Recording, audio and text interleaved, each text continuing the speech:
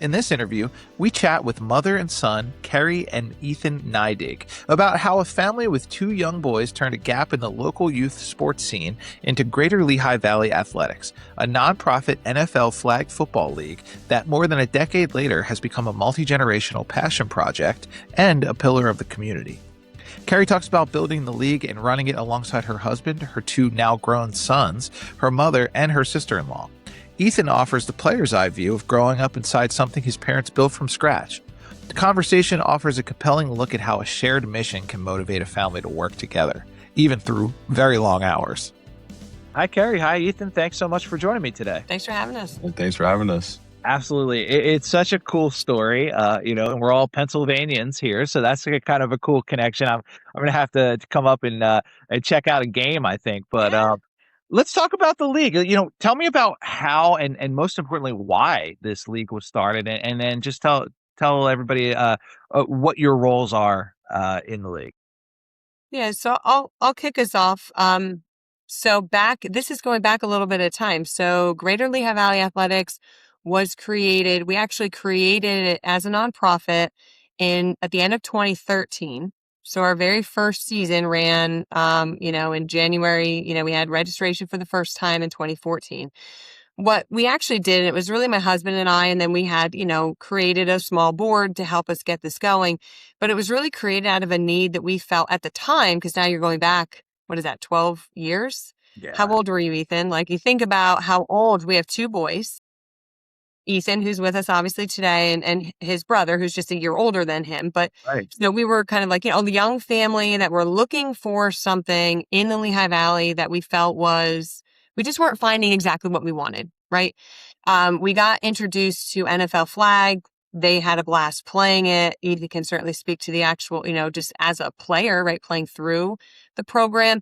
And we decided, I think we can do this. Why don't we create something? That's about as basic as it gets. Like, hey, we can do this, right? Yeah. And we wanted to build it for families.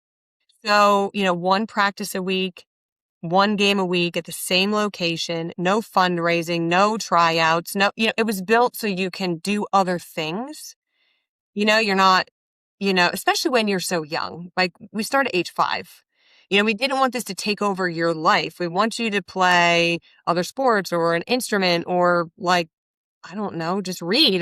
Whatever it is you like to do, right. That you're not always engaged in sports. So it really was a very basic, hey, let's just do this.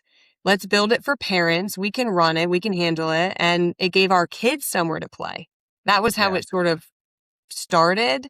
And it's morphed into, obviously they're a little older than 14, as you can see. So our boys aren't playing anymore, but I guess our roles have morphed over the years. Yeah. Specifically with Ethan, right? You started as player. Right. Yep. Yeah, no, first ever season playing in the league, and then now being the assistant director of marketing and social media. So it's like two totally different things. But growing up through the league has been, and seeing other kids grow up now through the league has been insane. Yeah, it's very cool because it's very interesting because, like, not that this isn't a business. It's obviously a business and it's obviously a lot of work, but it's also like it was a passion project, right? It was something that you did because you saw the need for it and you wanted to do it, and to sustain that. I can't imagine it's easy because, Keri, you're running this league. Sounds like a pretty intense job, but it's not your main career, right? And Ethan, you're in college right now, right, Ethan? So Yep. everybody knows that's a full-time job to begin with. So how does this family make time for the league? And is it ever difficult to keep the league from overwhelming the rest of your lives? I'll start with the second question because I'm going to be honest. Yeah. It is hard sometimes for it not to take over, right? Like, to your point, Ethan is in school full-time. I work full-time. When you have free time and you're spending as much of your free time doing this, when we all get together, when everybody's in a room together, the conversation isn't always about the league, but it gets there sometimes, right? And sometimes you have to step back and say, okay, wait, we're just having dinner right now. Right. Let's pause on the planning and what, postcards and media is coming up and what's going on with the emails and things. So I think sometimes it is hard to keep it separate from not just kind of the day-to-day work, like Yeah. the real full-time job that I have, behind the scenes, and Ethan's full-time student responsibilities. It's and then it just feeds into family life. So you try to keep some lines there. Yeah. How about you, Ethan? What's it like doing that kind of balancing act?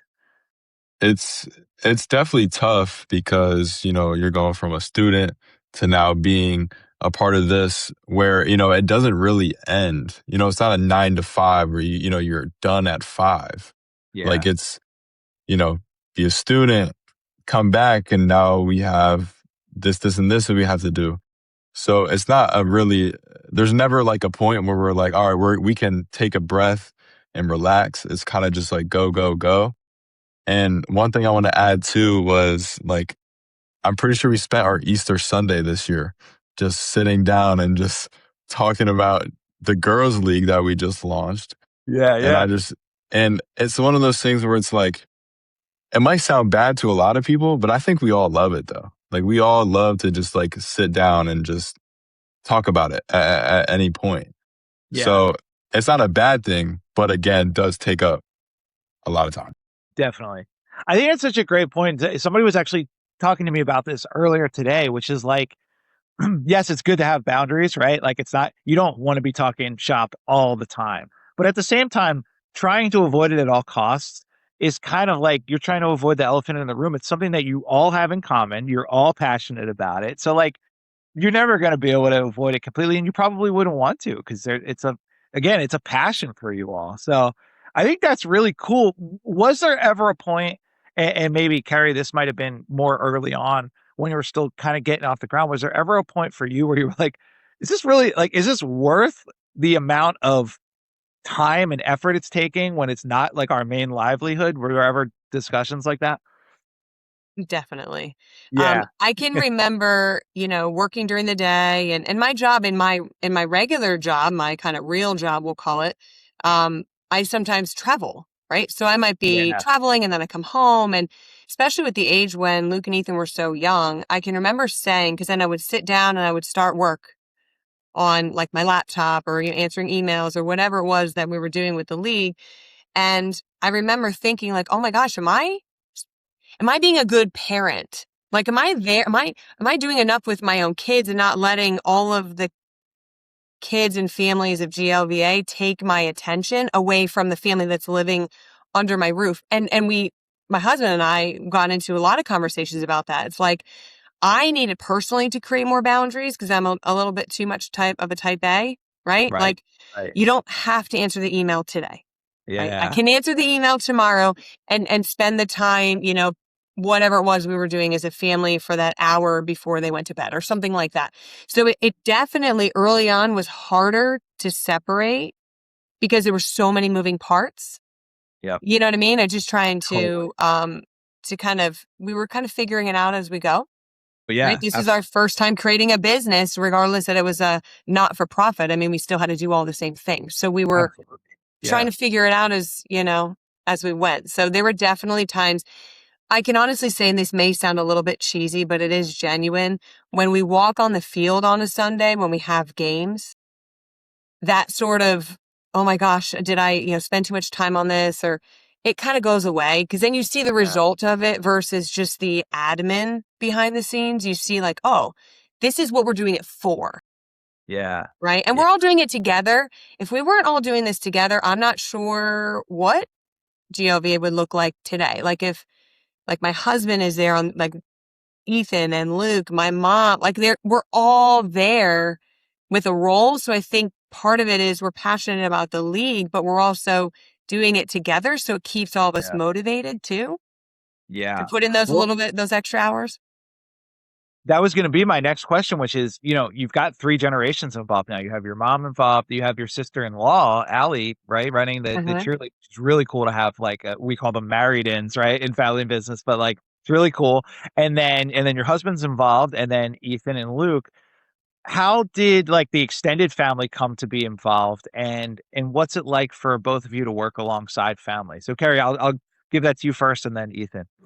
Yeah, no, I think so. My mom being part of the league came on very early on. I think in some ways, so her background, she had worked for a nonprofit in the kind of finance office. So she had a skill set that I didn't have, right? Skill set that we needed.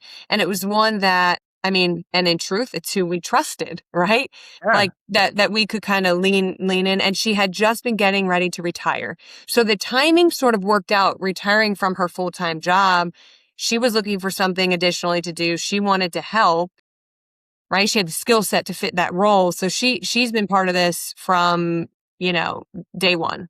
Yeah. Um, Ethan and Luke, and I'd be interested in Ethan's perspective because I'm not sure that they realized, even though they were players early on, they were very involved. They would count flyers when Yeah. we had printed flyers. They would set up the fields, sometimes work the snack stand. Sometimes they would always clean up at the end of the day. So they were involved in ways that they might not have realized outside of like, oh, this is fun and I'm getting to make friends and all those things. So I think it was, and Ethan, I'd love to hear, obviously it's a question for you, but, like how that morphed into, they jumped into becoming referees, they jumped into coaching and now taking on more operational roles felt natural.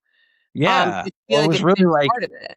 woven into like the fabric of your life, right, Ethan? It was just something that it was just your life growing up. But yeah, well, I Yeah. would love to hear your thoughts on that. Yeah, it's actually funny that you say that, because I never even thought about all the extra stuff that you just mentioned. And like to your point, Zach, like it was just like some that we just did. Like it wasn't like it wasn't like a job or like it was just we showed up, we played our games, but were involved in all these other things, and it was just something that we did. So it was never something that was like, we gotta go do this.